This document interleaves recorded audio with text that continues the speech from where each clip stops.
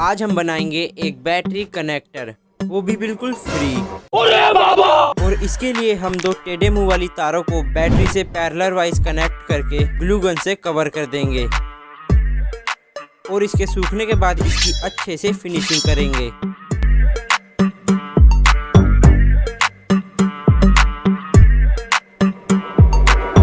तो अब बारी है इसे खोलने की।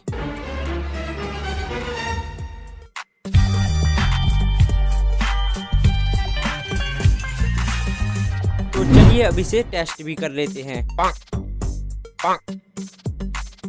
तो यारो ये काफी अच्छे से वर्क करता है, आप इसे घर पर इजीली बना सकते हो।